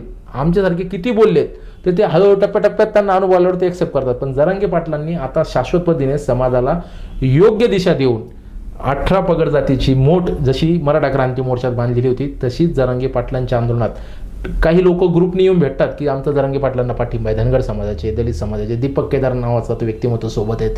मध्ये राजरत्न आंबेडकर आले, प्रकाश आंबेडकर सुरुवातीच्या काळात आले, नंतर पॉलिटिकल इश्यू झाले तर आता ते विरोधात चालले. काल परवा तर त्यांनी विधानसभेच्या अगोदर एक स्टेटमेंट दिलं की ओबीसी आरक्षणाचे जे 58 लाख कुणबी प्रमाणपत्र निघालेत त्याच्या विरोधात आपण आता ठराव घेतला पाहिजे आणि त्याच्या विरोधात ते कसे नेस्तनाबूत होतील याच्याकरता ते काम करणार. अशी एक बातमी मी लोकसत्ताला वाचली, ती खरी का खोटी मला माहित नाही पण बातमी आलेली होती. हे जे विषमतावादी विचार येतात त्याच्यात तरुणांमध्ये ना आग लागते मनामध्ये आणि त्यांना स्वतःला विचार नसल्यामुळं, स्वतःचे विचार करण्याची क्षमता नसल्यामुळं ते दिशाहीन होतात आणि मग त्याला सोशल मीडियावर जे क्लिप्स फिरतात, छोटे छोटे रील्स, ते कारणीभूत ठरतात त्याला. म्हणजे सोशल मीडियावरती गुगलची एक ट्रिक आहे, आपण जो विचार करतो त्याच पद्धतीचे रील्स त्याच्यावर येत चालतात. मग ती मानसिकता जशी डेव्हलप झाली की तो विषमतावादी होतो, तो कोणत्यातरी जातीच्या विरोधात कट्टर होतो किंवा स्वतःच्या जातीविषयी एकदम कट्टर होतो आणि मग तो त्याच्या लिखाणातून, त्याच्या बोलण्यातून, वागण्यातून, त्याच्या स्टेटसमधून तो ते सगळ्या गोष्टी समाजाला दाखवतो आणि तिथं खरा कट्टरवाद तयार झाल्यानंतर माणसात माणूस राहत नाही. तर ते सामाजिक नेतृत्वाची जबाबदारी आहे. राजकीय लोक काय करतील मला माहित नाही, ते पोळ्याच भाज्याचं काम करतात. पण माझा आपल्या सर्वांच्या चॅनलच्या माध्यमातून समाजाला एकच विनंती आहे की विषमतावादी विचार लवकर एक्सेप्ट होतात. समरसतावादी, समन्वयवादी विचार पचायला फार अवघड असतात, पण एकदा पचलेत ना तर तुमची प्रवाहाच्या विरोधात जाऊन सुद्धा बोलण्याची हिंमत होती. मग तुम्हाला कोणी काळं फासल, रस्त्याने मारल हा विचार मनात येत नाही. बरोबर. नाही, मुळात आता मी तुम्हाला शेवटचा प्रश्न विचारतोय, तुम्ही शेवट त्याच्यावर आणून ठेवला की बाबा विषमतावादी विचार असतील किंवा मग सर्व तळागाळातली लोक, 18 पगड जातीचे लोक एकत्रित एकोप्यानं राहिले पाहिजेत. अलीकडच्या काळामध्ये जर आपण पाहिलं तर काही गोष्टी पुतळ्यांच्या माध्यमातून किंवा आरक्षणाच्या माध्यमातून ओबीसीमध्ये आम्हाला ओबीसीमध्ये घ्या किंवा मग ओबीसी म्हणतात आम्ही तुम्हाला येऊ देणार नाही. मग त्यामध्ये कुणी हाके असतील किंवा मग कुणी पडळकर असतील, कुणी वाघमारे असतील, कुणी वाघमोडे असतील, हे सगळे जे लोक आहेत हे एकमेकांच्या विरोधात आपण भिडलेले पाहिलेत आणि त्यामुळे जातीवाद इतका उपाळून आला की गावगाड्यामधले जे लोक आहेत ती एकमेकांच्या बांधतात. जसं तुम्ही सांगितलं की आता गट्ट्यागट्ट्याने लोक बसतात, ग्रुप करून बसतात. मग वंजारी समाजाचे एक ग्रुप करतात, मराठा समाजाचे एक करतात, दलित समाजाचे एक करतात, इकडे वंजारी धनगर समाजाचे वेगवेगळ्या ग्रुपनं बसतात. जसे की पूर्वीच्या काळामध्ये, जुन्या काळामध्ये जो पहार असायची तिथं सगळी लोक येऊन बसायची आणि गप्पाच्या पामावर आपल्याकडे घरी जायची. मात्र आता तसं होत नाही आहे. अलीकडच्या काळामध्ये हे सगळ्या गोष्टी झालेल्या आहेत. कुठेतरी समाजाचं नेतृत्व करणाऱ्या, कुठेतरी समाजाला पुढे घेऊन जाणाऱ्या, ज्यांच्याकडे आशेने समाज बघतोय, मग त्या समाजाला जसं तुम्ही सांगितलं की ते कुणी वैचारिक नसतात किंवा मग त्यांना काही माहिती नसते म्हणून ते लोक त्यांच्या मागे जातात. मात्र अशा लोकांनी कुठेतरी ह्या सगळ्या गोष्टी करायला नकोत, जे की वाद वाढेल किंवा मग जाती तेढ निर्माण होईल, अशा सगळ्या गोष्टी होताना दिसत आहेत. हे खरं आता तुम्ही जे चिखला गावाचं एक प्रकरण सांगितलं, काल परवा त्या बहिणीचे कपडे फाटल्याचा व्हिडिओ येतोय. जे व्हिडिओ टाकतात त्यांना पण लाज नाही का? कोणाच तरी आई बहीण आहेत, ठीक आहे, तिच्यासोबत ती वाईट घटना घडली, ती निश्चितार्थच आहेत. ज्यांनी कोणी केली असेल त्याला शासन शिक्षा करेल, त्याच्याकरता सामाजिक दबाव गट आपला ठेवला पाहिजे. पण किती वेळेस त्या मुलीचा व्हिडिओ टाकणार, पार्ट 1, पार्ट 2, पार्ट 3, पार्ट 4 हे असे करतायत. शेवटी ती आई बहीण आहे कोणाच तरी. एका बाजूचे लोक सांगतात की ती नवरा सोडलाय, ती माहेरवासीने. अरे ठीक आहे ना, अनेक बायात नवरा सोडल्यात ना, तो तिथं खाजगी विषय. पण हे का नेमकं तुम्ही करतात? याच्यातून एक विषमतावाद पेरण्याचं काम करतात. ते दोन्ही बाजूचे लोक असतील, मी एकाच बाजूचे म्हणत नाही. पण महापुरुषांची पुतळे उभे करून त्यांच्या विचाराची पेरणी जर का त्या गावात झाली असती तर नक्कीच महापुरुषाला सगळ्या समाजाने डोक्यावर घेण्याची परिस्थिती राहिली असती, असा वाद झाला नसता. त्याच्यामुळं आता आम्ही जी कन्सेप्ट आणतोय, 8 मार्चला जागतिक महिला दिन आहेत. आम्ही जिजाऊ, सावित्री, रमाई, भीमाईचे, अहिल्याची लेखा आहोत. जिजाऊला आम्ही आमची आई मानतो. सर्वांच्या बहिणीमध्ये आम्ही रखमाई पाहतो. 8 मार्चला आम्ही महाराष्ट्रात जिथे जिथं प्राथमिक स्वरूपामध्ये पुतळे कोणत्याही महापुरुषांचे असतील, जिथे आमचे केडर बेस कार्यकर्ते आहेत, तिथे आम्ही वाचनालय उभे करतोय. आणि त्या वाचनालयाच्या माध्यमातून विचारांची शिदोरी गावागावातल्या तरुणांपर्यंत गेली पाहिजे. मग जर का ऊसावर तो पाणी भरतोय तरी त्यांनी त्याच्या हातात पुस्तकाचं एक पान वाचलं पाहिजे, कारण पुस्तकाने मस्तक सशक्त होतं असं आमचे वक्ते सांगतात, संत महात्मे सांगतात. आणि सशक्त झालेलं मस्तक नतमस्तक होत नसतं. वाईट विचारांसमोर त्याला प्रश्न विचारण्याची हिंमत तयार होती. म्हणूनच माझी सामाजिक नेतृत्वाला किंवा समाजातल्या सगळ्याच घटकांना, विशेष करून पडळकर, नितेश राणे, हाके, जरांगे पाटील किंवा वाघमोडे किंवा तो वाघमारे असतील किंवा बाकीचे तत्सम आता सोशल मीडियावर बरेच लोक बोलायला लागलेत, या सगळ्यांना हाजून विनंती आहेत. शेवटी आपण माणसं आहोत. जगताना माणूस म्हणून जगतो. आज हिंदू मुस्लिम केलं जातं. आज रमजानचा महिना चालू आहे. जर का उन्हाळ्यामध्ये आपण खरेदी करायला गेलो फळ वगैरे, तर 90% तुम्हाला मुस्लिम समाजाची फळाची दुकाने मिळतात. त्यावेळेस तुम्हाला जातीवाद धर्मवाद आठवतो का? आपण फक्त दवाखान्यातल्या रक्ताचं उदाहरण देतो, पण बाकीच्या ठिकाणी रोज जगताना आपण 18 पगड जातीचे 12 बलुतेदार, 18 आलुतेदार लोक एकत्र नांदतो ना, माणूस म्हणून नांदतो. वारकरी संप्रदाय एवढा चांगला संप्रदाय, त्यांनी माणसाला माणूस म्हणून बघण्याची शिकवण दिली. हिंदू धर्मात मानवतावाद सांगितला, कुराणामध्ये मानवतावाद सांगितला. सगळे जर का धर्म मानवतावाद सांगत असेल तर राजकीय पोळ्या भागणारे लोक मानवतावाद नष्ट करायला निघालेत आणि विषमतावाद पेरायला निघालेत. त्याच्यामुळे तरुणांनी पुस्तकं वाचले पाहिजे. आणि जे कोणी सामाजिक काम करणारे नेतृत्व आहेत, ही सगळ्यांची ज्यांची नावं घेतली, काही राहिली असतील त्यांनाही माझा विनंती, लहान भाऊ म्हणून, की तुमच्याकडून चांगलं पेरता आलं तर पेरा. शेवटी बाबू लावणाऱ्याच्या घरात आंबे जन्माला येत नसतात, आंबे उगत नसतात बाबूला. ते काठी तुम्हालाच टोचतील. जर का तुम्ही आंब्याचं झाड लावलं तर आंबेच उगतील, गहू पेरलं तर गहू. तुकाराम महाराज म्हणता, एक बीजा केला ना असं मग भोगले कणीस. तुम्ही जे पेरणार आहे ते हजारोच्या पटीने तुमच्याकडे रिफ्लेक्ट येणार आहेत, रिॲक्शन. त्याच्यामुळे तुम्हाला जरी आज वाटत असेल की मी फॉर्च्युनरमध्ये बसलोय आणि मला आमदारकी मिळाली किंवा मी नेतृत्व झालो, तर हे विसरून जा. रावणाची लंका अहंकारात जळाली, हनुमंताच्या शेपटीला त्यांनी आग लावली तर ती शेपटीने सगळी लंका झाली. तर तुम्ही कोण हारले त्याच्यासमोर? त्याच्यामुळे पेरताना चांगलं पेरा. समाजामध्ये आयुष्य फार छोटं आहे. अजितदादासारखा सर्वस्व असणारा माणूस जर का अपघातात जात असेल तर आयुष्य किती छोटं आहे. आणि काही जुने लोक म्हणतात की मृत्यू कळतो माणसाला, तो यम सांगत असतो की मी तुला जवळ आलो. तसं अजितदादांचं 2-4 दिवसापूर्वीचं भाषण बघा. त्यांनी लोकांना सांगितलं की चांगले राहा, माणसं म्हणून जगा. भावनिक त्यांनी भाषण केलं. कदाचित अजितदादाला कळलं असेल.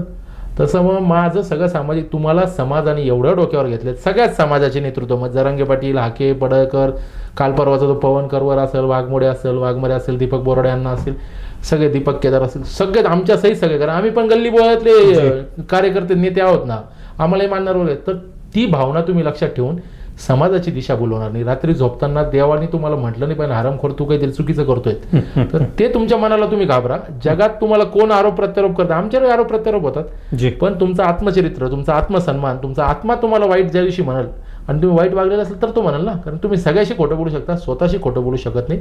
तसंच 2 सप्टेंबरचा GR शासन किती सांगत असेल तर तो GR हा शाश्वत आरक्षणाचा नाही, तो फक्त जात प्रमाणपत्र काढण्याच्या कार्यपद्धतीचा GR आहे.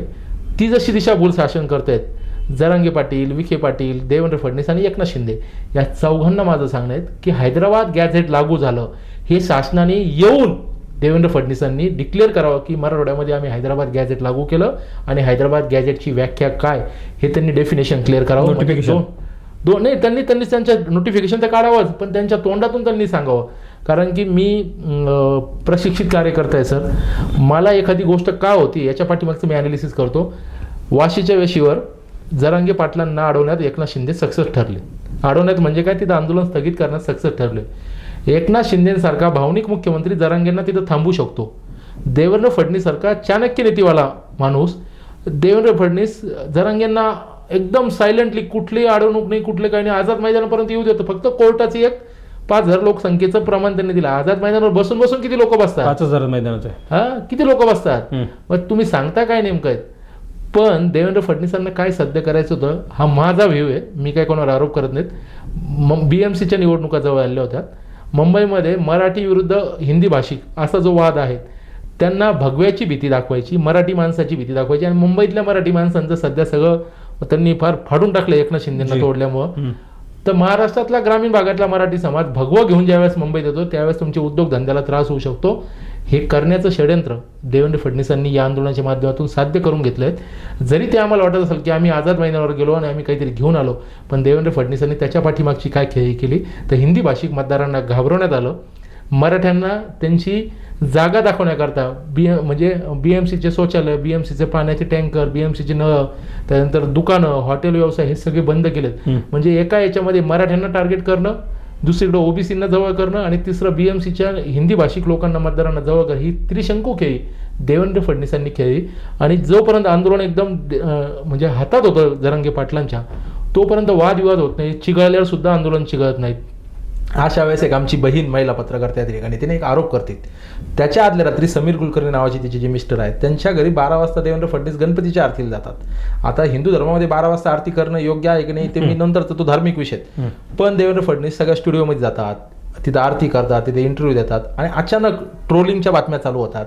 पण एक प्रसन्न जोशी नावाचे व्यक्ती येतात आणि ते तिथं भाकर चटणी खातात आणि पुढारी चॅनल ते त्याला एक्सपोज करतात आणि ते एक भावनिक लाट म्हणजे दोन्ही याच्या बाजूने ओसून जाते.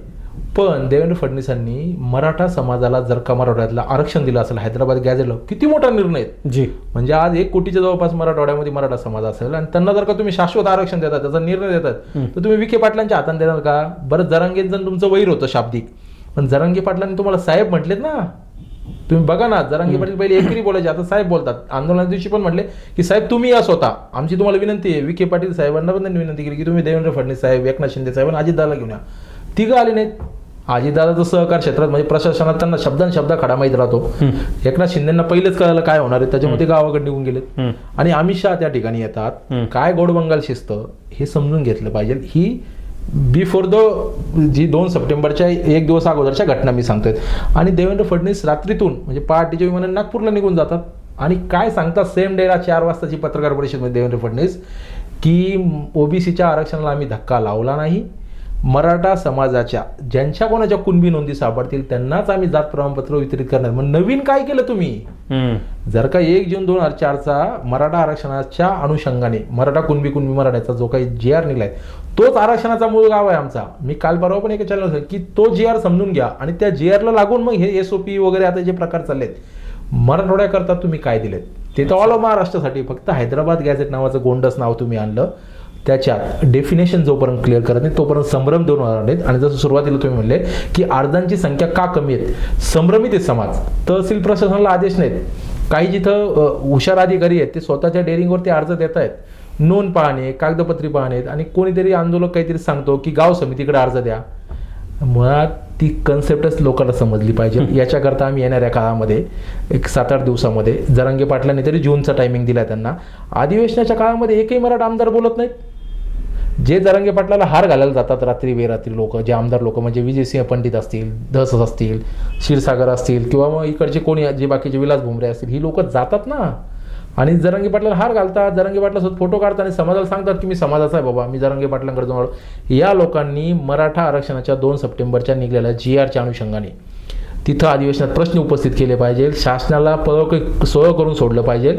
आणि जरांगे पाटलांनी आता शिवजयंती तर प्रामुख्याने साजरीच करा, पण जसे जरांगे पाटील आता हिंगोली परभणीला तसेच नागपूरला गेले पाहिजे. नागपूरहून त्यांनी व्हाया मुंबई जर का जात आलं तसं जा, किंवा मग आत्ता वापस येत आलं तर मुंबईमध्ये जाऊन बसले पाहिजे. अधिवेशनामध्ये सगळ्या जेवढे आमदार जरांगे पाटलांच्या कृपेने निवडून आलेले आहेत त्यांच्या आशीर्वादाने, त्या सगळ्या आमदारांनी विधानसभेमध्ये तैकूब झाली तरी चालती दररोज विधानसभा, पण 2 सप्टेंबरच्या GRची पूर्ण डेफिनेशन, पूर्ण संभ्रमितपणा दूर केला पाहिजे. कारण समाजामध्ये ज्या अपेक्षा लागलेल्या आहेत ना, त्या अपेक्षेचा भंग होतोय, म्हणून अर्ज कमी येत आहेत. सर, तुम्ही अगदी विस्तृत पद्धतीने सांगितलेलं आहे की समाजाने काय केलं पाहिजे, समाजाचं नेतृत्व करणाऱ्या लोकांनी काय केलं पाहिजे, ज्यांनी GR काढला त्यांनी काय केलं पाहिजे, ज्यांच्या हातात दिला त्यांनी काय केलं पाहिजे. आणि मूळ मुद्दा की या आरक्षणाच्या आंदोलनाच्या माध्यमातून, आरक्षणाच्या लढाईच्या चळवळीच्या माध्यमातून काय जे काही वातावरण खराब झालं आहे त्याबद्दल सुद्धा तुम्ही सांगितलं, किंवा समाजामधली जी काही ही लोक आहेत, मग हाके असतील, पडळकर असतील, नवनाथ वाघमारे असतील, मनोज जरांगे असतील, या सगळ्यांनी जे आहे ते सामाजिक चळवळीसाठी काम कराच. मात्र विद्यार्थ्यांना आणि तिथल्या समाजातल्या तरुणांना ₹2 हाताला काम देण्यासाठी किंवा मग त्यांच्या खिशाला काही कात्री बसू नये, समाजामध्ये जगत असताना तुम्ही जसं सांगितलं की बुवा जर चूल पेटवायची असेल तर तुम्हाला अन्नधान्य लागतं आणि त्याशिवाय पैशाशिवाय ते पेटू शकत नाही. हे पैसे मिळवण्यासाठी तुम्हाला उद्योगधंद्याला लावावं लागणार आहे. जसं तुम्ही तर फार चांगली कन्सेप्ट आवडली की जे काही मराठा समाजाचे जे काही संस्थानिक लोक असतील, जे काही उद्योगधंद्यावाले मोठमोठे लोक असतील, यांनी 10% जी काही मर्यादा आहे त्यांच्या शाळांमध्ये ती जर सोडली, तिथं विद्यार्थ्यांना ॲडमिशन्स मिळाले, काही उद्योगधंद्याचे लोक तिथून जर त्यांनी 10% जर काही पैसे मनोज जरांगेंच्या माध्यमातून का होईना दिले समाजाला, तर ते 10-5 लोक व्यवसाय करून पुढे येऊ शकतात, कुटुंबाचा उदरनिर्वाह भागू शकतो, भविष्यामध्ये त्यांना रस्त्यावर यायची वेळ लागणार नाही. माझं दुसरं असं म्हणणं आहे की लोक आज उद्विग्न आहेत, लोकांना महागाईचे चटके बसत आहेत, मात्र महागाई कशामुळे आणि कोणामुळे झाली हे लोकांना कदाचित कळत नसेल आणि म्हणून लोक कुठेतरी एखाद्या नेतृत्वाच्या आशेच्या मागे जात आहेत. आरक्षणाचा लढा एक मान्य झाला तर भविष्यात पुढचा आणखी कुठला शेतकऱ्यांच्या माफीच्या कर्जमाफीचा लढा लढला जाऊ शकतो, विद्यार्थ्यांच्या नोकऱ्यांचा लढा लढला जाऊ शकतो मनोज जरांगेंच्या माध्यमातून. मी असे अनेक प्रश्न जे ते मनोज जरांगेंच्या माध्यमातून सोडले जाऊ शकतात असं समाजाला वाटत असेल कदाचित, म्हणून मनोज जरांगेंच्या मागे ते जात असतील लोक. मात्र जर मनोज जरांगेंकडूनच लोकांची फसवणूक किंवा मग लोकांना दिशाभूल केली जात असेल तर ह्या सगळ्या गोष्टी निष्फळ ठरतील असं मला तरी वाटतं. तुमच्या म्हणण्याप्रमाणे तुम्ही जसं सांगितलं की आता आम्ही जाऊन भेट घेणार आहोत त्यांची, ह्या सगळ्या गोष्टी तुम्ही त्यांच्याकडे मांडताल आणि ते कदाचित ऐकतील आणि समाजाचं भलं होईल. दुसरी गोष्ट, आपण बोलत असताना शिवाजी महाराजांच्या पुतळ्याबद्दल आणि टिपू सुलतानबद्दल सुद्धा बोललोत की समाजामध्ये दुही निर्माण झाली आहे, दुफळी निर्माण झालेली आहे, वातावरण खराब झालेलं आहे, गावगाड्यामधलं वातावरण खराब झालेलं आहे. ह्या सगळ्या गोष्टीसाठी कुठेतरी एक कॉमन बैठक बसली पाहिजे सर्व जाती धर्माच्या लोकांची. ठीक आहे, दुर्दैवी घटना काही घडतायत, काही नेत्यांच्या कार्यकर्त्यांना घडल्या असतील, मग त्यामध्ये धनंजय मुंडेंचे कार्यकर्ते असतील किंवा मग विविध इतर कुठले कार्यकर्ते असतील, हे ज्या घटना घडायला नको होत्या त्या घडलेल्या आहेत आणि ज्यांनी घडवल्या त्यांच्यावर तर कायदेशीर कारवाई सुरूच आहे, त्यांना सजा मिळेल त्याबद्दल काही दुमत नाही. आपण द्या म्हणणारे कोण नाही होत, नका देऊ म्हणणारे सुद्धा कोण नाही, तर आपलं कोणी ऐकणारे नाही. मात्र ह्या सगळ्या गोष्टी करत असताना कुठेतरी सामाजिक सलोखा बिघडत चाललेला आहे आणि तो कुठेतरी थांबला पाहिजे. असं या सगळ्या गोष्टीसाठी तुम्ही पुढे जाऊन बोलाल अशी अपेक्षा करतो आणि तुम्ही जसं आवाहन सगळ्यांना केलं तसं मराठी महाराष्ट्र माध्यमातून सुद्धा मी आवाहन करतो. मग त्यामध्ये हाके असतील, पडळकर असतील, वाघमारे असतील, मनोज जरांगे असतील किंवा मग ते कुणी आत्ताचे नवीन तयार झालेले धनगर समाजाचे नेते असतील, बोराडे, या सर्वांना आवाहन आहे किंवा समाजामध्ये महाराष्ट्रामध्ये जो काही सलोखा बिघडला आहे तो बिघडू देऊ नका. चिखलासारखे प्रकरणं घडत आहेत, क्षुल्लक कारणं आहेत, त्याला 4 लोक गावामध्ये किंवा मग आपल्याच कुटुंबामध्ये काही लोक असतात ज्यांचं कुटुंबातल्या लोकांसोबत पटत नसतं, बनत नसतं, अशा गावामध्ये लोक असतातच. मात्र हे सगळे कुठेतरी लोक बाहेर बसून त्यांची समजूत काढून त्यांना कुठेतरी सांगून समजून ह्या सगळ्या गोष्टी बाहेर न येता, वातावरण खराब न होता कुठेतरी गावातल्या गावामध्ये हे सगळे वाद मिटवले पाहिजेत. अशा सगळे गोष्टी होत असताना कुठेतरी राजकारणी लोक पुढे येत आहेत त्यांच्या काही गोष्टी साध्य करण्यासाठी. म्हणजे चिखलामध्ये जाऊन आपण पाहिलं काही लोक राजकारणी तिथं गेले, काही समर्थन केले, काही विरोधात गेले. त्या भिगवणचं प्रकरण होतं, तिथं काही लोक विरोधात गेले, काही समर्थनात गेले. टिपू सुलतानचं प्रकरण होतं, काही विरोधात गेले, काही समर्थनात. प्रत्येकजण माझं स्पष्ट आणि ठाम म्हणणं आहे की राजकारणी माणूस हा मतांची बेरीज करतो, मग तो कुठल्याही मध्ये असू द्या. मग ती मतांची बेरीज करत असताना तो कुठल्या माणसाला त्याचा तोटा होईल हे काही बघत नाही असं मला वाटतं आणि ते नाही बघितल्यामुळे समाजाचं नुकसान होतंय. ह्या सगळ्या गोष्टी आम्ही समाजातल्या तुमच्यासारख्या तळागाळातल्या लोकांनी समजून घेणं गरजेचं आहे. तुमच्यासारख्या लोकांवर विश्वास लोकांनी ठेवणं गरजेचं आहे. जे काही आमच्यावर ठेवत असतील, काही तुमच्यावर ठेवत असतील, काही समाजात नेतृत्व करणाऱ्या लोकांवर ठेवत असतील, ह्या सगळ्या गोष्टी केल्या तर येणाऱ्या काळामध्ये अनेक प्रश्न सुटू शकतात. सरकार शासन दरबारी जे काही प्रश्न मांडायचे ते प्रश्न मांडून सुटू शकतात आणि समाजातली दुही दुफळी निर्माण होणार नाही, समाजामध्ये सलोखा राहील. ह्या सगळ्या गोष्टी होऊ शकतात असं या मुलाखतीमधून आपल्याला जाणून घेता आलं आणि मांडता आलं आणि म्हणून ह्या सगळ्या गोष्टी झालेल्या आहेत असं एकच मिनिट. हां. आत्ता परवा कोल्हापूरमध्ये इतिहासावर सांस्कृतिक एक शिल्प आणि एक सांस्कृतिक सभागृहाचं उद्घाटन आशिष शेलार गेले होते. तिथे इंद्रजित सावंत इतिहास संशोधक, शाहू महाराज सगळे होते. मी आपल्या चॅनलच्या माध्यमातून पुन्हा एकदा या सामाजिक नेतृत्वांना विनंती करतो की सांस्कृतिक कार्यमंत्री जे आहेत आशिष शेलार यांच्या माध्यमातून जर का एक प्रोग्राम पूर्ण महाराष्ट्रातल्या खेड्यागावांमध्ये 28,000 ग्रामपंचायतीमध्ये जर का घेता आला महिनाभराचा, की वैचारिक जनजागृती ज्याला आपण म्हणतो ती जर का झाली तरुणांमध्ये, तर विचारासोबत रोजगाराची शिदोरी अशी जर का एक संकल्पना घेऊन जर का या सामाजिक नेतृत्वाने, कारण आरक्षणाने सगळे प्रश्न मिटतील का? मग एससी समाजाचं आरक्षण असेल, एसटीचं असेल, त्यांच्यातही वर्गवारी करा म्हणतायत, किंवा मराठा ओबीसी वाद असेल, किंवा एसटी मध्ये धनगरांना जायचं, याच्याने प्रश्न मिटतील का? आता येणाऱ्या 5-10 वर्षामध्ये जर का भाजप प्रणित शासन राहिलं तर नोकऱ्या पण कॉन्ट्रॅक्ट बेसिसवर 100% होऊन जाणार आहे. त्याच्यामुळे 2027-29 सगळ्यात मोठा रिटायरमेंटचा जो डाटा आहे तो रिटायरमेंट होणारी लोकांची पदाधिकाऱ्यांची संख्या सगळ्यात जास्त आहे. त्याच्यानंतर जर का 400 लोक रिटायर होणार तर 40 लोक सुद्धा भरणार आहेत, आणि ते भरतील ते कॉन्ट्रॅक्ट बेसिस. कारण अर्थव्यवस्था इकॉनॉमिकल जी भारताची आणि महाराष्ट्राची स्थिती फार बिकट झाली आहे. काल अधिवेशनामध्ये बजेट मांडताना अजितदादा नाहीत, पण देवेंद्र फडणवीसांनी फुगवट्याचे आकडे सांगितलेत.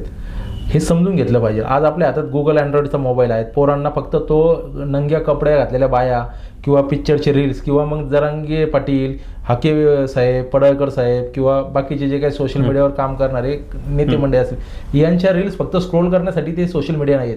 त्याच्यातून तुमची वैचारिक मतभिन्नता जी असेल ती कुठेतरी कॉमन मिनिमम प्रोग्रामवर येण्याकरता त्याचा सदुपयोग केला पाहिजे. तर येणारी पिढी आम्हाला कुठेतरी चांगलं म्हणेल. जसं नाही तर आपण म्हणतो की जुन्या लोकांनी आमच्यासाठी काय करून ठेवलं, कमीत कमी त्यांनी ते तरी ठेवले, आपण हेही ठेवणार नाहीत. आज सांगायला कमीत कमी गावाकडे गुंठे तरी बाकी आहेत, इथं घरं सुद्धा विटा सुद्धा राहणार नाही, इतकी म्हणजे दुर्लभ परिस्थिती येऊ शकते. त्याच्यामुळं सामाजिक नेतृत्व त्याचबरोबर राजकीय नेतृत्वात खूप भावनिक लोक आहेत, खूप चांगले लोकही काम करतात, पण जसं तुम्ही म्हटलं की मतांची बेरीज असते, कारण त्यांना विनिंग व्हायचं असतं, त्याच्याकरता ते कुठल्याही स्तराला जाऊ शकतात. म्हणजे घराणेशाहीचा आरोप होतो किंवा काय जे होत असेल, पण शेवटी पैशांचा बाजार होतो. पैशातून सत्ता आणि सत्तेतून पैसा ते मिळवतात. मग जर का पैसा इतका महत्वाचा असेल तर ते पैसे सर्वसामान्यांनी का नाही कमवले पाहिजे? हे भ्रष्टाचारातून कमवत तुम्हाला कष्टातून कमवायचे. त्याच्यामुळे तरुणांना कष्ट करण्यासाठी दारूपासून व्यसनापासून मुक्त करण्याकरता शासनाने आणि सामाजिक कार्यकर्त्यांनी जबाबदारी उचलली पाहिजे. आणि येणाऱ्या काळात सर्व दीपक बोराडे यांना असतील, दीपक केदार असतील, मनोजदादा जरांगे असतील, हाके साहेब असेल किंवा पडळकर साहेब असतील, नितेश राणे सारखे नेतृत्व असेल किंवा जे काही अजून तळागाळात काम करणे, या सगळ्यांनी महाराष्ट्रामध्ये दारू बंद होऊ शकते का? व्यसनहीनता संपली पाहिजे. कारण की अजितदादा म्हणतात की माणसाला कुठलंच व्यसन नसलं पाहिजे. तर ते जे घाणेरडे व्यसन आहेत हे बंद करण्यावर सगळ्यात मोठी घातक जे सध्या आहे दारू, तर या सगळ्या लाखो करोडच्या सभा घेणारे सगळे सामाजिक नेतृत्वांनी एक कॉमन मिनिमम प्रोग्रामवर एकत्र आलं पाहिजे. म्हणजे दारूचा विषय असेल, माया माऊलींचा आशीर्वाद मिळेल ना तुम्हाला. तुमच्या किडन्या फेल झाल्या असेल, तुमच्या किडन्या चांगल्या होतील, तुम्हाला आशीर्वाद लाभतील आणि तुम्ही हजारो वर्ष जागा. हाच तुम्हाला शुभेच्छा आमच्याकडून आहेत. आमच्या आयुष्यातली 5-5 वर्ष तुम्हाला लागू द्या, कारण तुम्ही सामाजिक जबाबदारी घेऊन काम करतायत, समाज तुमच्या लक्षात ठेवतायत. त्याच्यामुळे तुम जीव हजारो साल के दिन हो 50,000, पण ते 50,000 दिवस समाजासाठी योग्य दिशेने गेले पाहिजे, एवढीच अपेक्षा आपल्या चॅनलच्या माध्यमातून मी या सर्व सामाजिक नेतृत्वांना करतो. आपले खूप खूप आभार. खूप धन्यवाद. शिवश्री योगेश शेळके आपल्यासोबत होते आणि विस्तृत चर्चा झाली. खरं तर मी सुरुवातीलाच सांगितलं होतं योगेश शेळकेंचं कुणालाही विरोध असणार आहे का, कुणाला समर्थन असणार आहे का, याबद्दल काही तुम्हाला सगळं कळून चुकलं असेल की नेमकं काय त्यांनी सांगितलं. कुणालाही विरोध न करता, कुणालाही टोचून न बोलता, कुणालाही टार्गेट न करता जे काही शाश्वत विचार आहे, जे काही महाराष्ट्रासाठी महाराष्ट्रातल्या जनतेसाठी पोषक विचार आहेत, ही कुठल्या गोष्टी शासनाने करायला गरजेच्या आहेत, कुठल्या इथल्या प्रमुख सत्ताधारी लोकांनी करायला पाहिजेत, ह्या सगळ्या गोष्टी परखड पद्धतीने मराठी महाराष्ट्र सांगितल्या. त्याबद्दल तुमचे खूप खूप आभार. मराठी महाराष्ट्राला दिलेल्या वेळाबद्दल सुद्धा तुमचे खूप खूप आभार. या मुलाखतीमध्ये इथेच थांबतोय. धन्यवाद.